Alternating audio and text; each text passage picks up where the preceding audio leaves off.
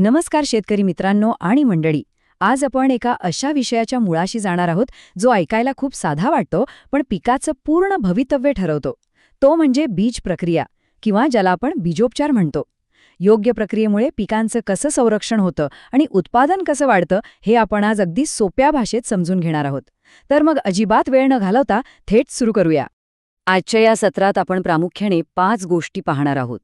बीजप्रक्रिया म्हणजे नेमकं काय, त्याचे प्रकार कोणते, थेट शेताच्या बांधावर वापरता येतील अशा सोप्या पद्धती, जैविक उपचार करताना घ्यायची काळजी आणि सर्वात महत्त्वाचं म्हणजे काम करताना स्वतःची आणि पर्यावरणाची सुरक्षा. चला पुढे जाऊया. तर सुरुवात करूया आपल्या पहिल्या आणि अगदी बेसिक प्रश्नापासून. बीज प्रक्रिया म्हणजे नेमकं काय असतं?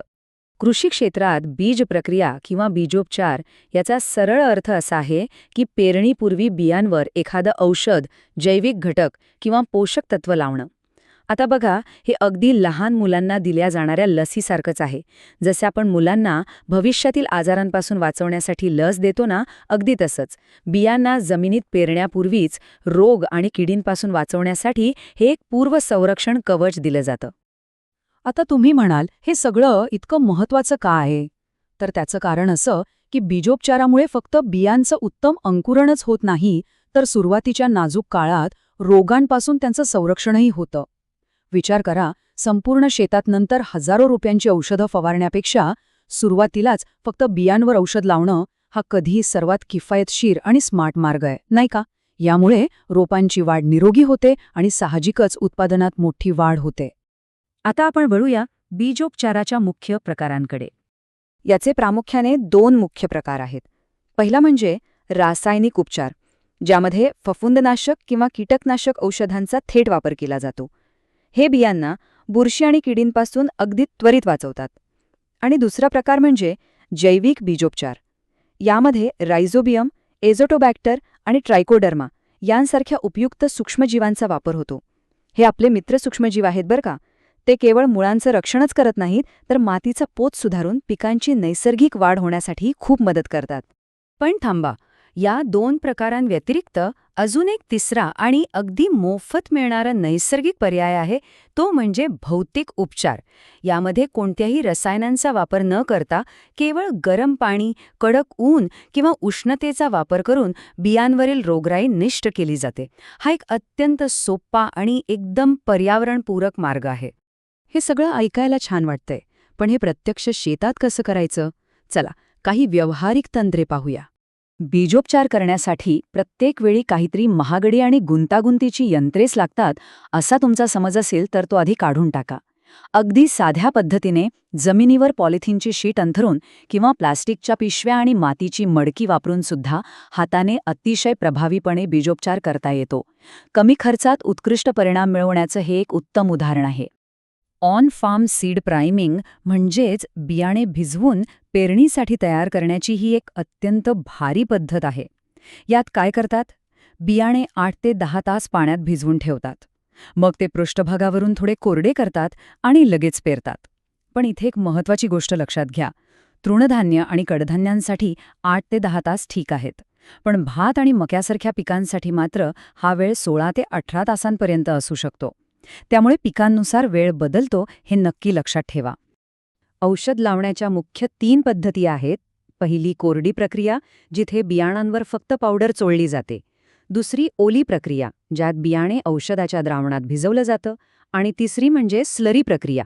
यामध्ये थोडं पाणी आणि औषध एकत्र करून तयार केलेल्या दाट लेपात बियाणे किंवा रोपांची मुळे बुडवली जातात. आपल्या पिकाची गरज आणि उपलब्ध साधनं बघून यापैकी योग्य पद्धत निवडायची असते. आता जैविक उपचार करताना कोणती काळजी घ्यायची ते समजून घेऊया, कारण इथे छोट्या चुकाही महागात पडू शकतात. एक गोष्ट अतिशय गांभीर्याने घेण्यासारखी आहे. बियाणे भिजवताना वेळेचं अचूक भान ठेवणं अत्यंत आवश्यक असतं.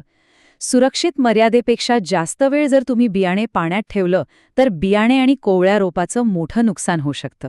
विचार करा, बियाणा प्रमाणापेक्षा जास्त वेळ भिजत राहिलं तर पेरणीच्या आधीच त्याला मोड येऊ शकतात आणि प्रत्यक्ष जमिनीत गेल्यावर त्याची उगवण क्षमताच नष्ट होऊ शकते.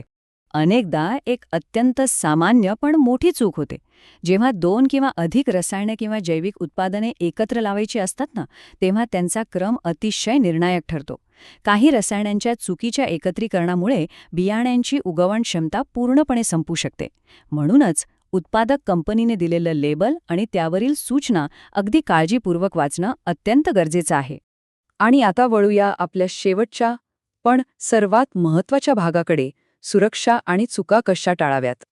बीजोपचार करताना सुरक्षेचे कडक नियम पाळणं अजिबात विसरून चालणार नाही.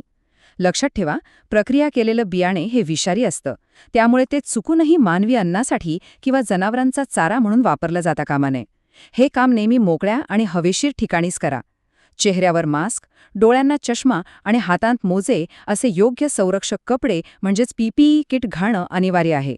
सोबतच रिकाम्या डब्यांची योग्य विल्हेवाट लावा, जेणेकरून पर्यावरणाची हानी होणार नाही. औषधांची धूळ उडत असेल तर ती अजिबात श्वासात जाऊ देऊ नका. त्वचा आणि श्वासाशी थेट संपर्क टाळा. विशेषतः निओनिकोटिनॉइड्ससारख्या रसायनांची धूळ मधमाशांसारख्या आपल्या मित्र कीटकांना हानी पोहोचवू शकते. त्यामुळे शक्य तिथे धूळ शोषून घेणारी उपकरणे वापरा आणि यंत्रांची नियमित स्वच्छता करा. आणि हो, सगळ्यात महत्त्वाचं, काम पूर्ण झाल्यावर हात-पाय स्वच्छ धुवा किंवा शक्य असल्यास स्वच्छ आंघोळ करा, म्हणजे विषबाधेचा धोका अगदी शून्यावर येईल. तर मंडळी, या सर्व माहितीनंतर तुमच्यासाठी एक महत्त्वाचा प्रश्न आहे. पुढच्या पेरणीच्या हंगामात पीक सुरक्षित ठेवण्यासाठी आणि भरघोस उत्पादन घेण्यासाठी तुम्ही तुमच्या शेतावर कोणती बीजोपचार पद्धत स्वीकारणार आहात?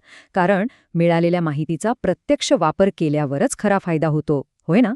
या साध्या पण प्रभावी तंत्रज्ञानाचा योग्य आणि सुरक्षित वापर करा आणि तुमच्या पिकांना एक भक्कम सुरुवात नक्की मिळवून द्या. आजच्या सत्रात एवढंच. पुन्हा भेटूया.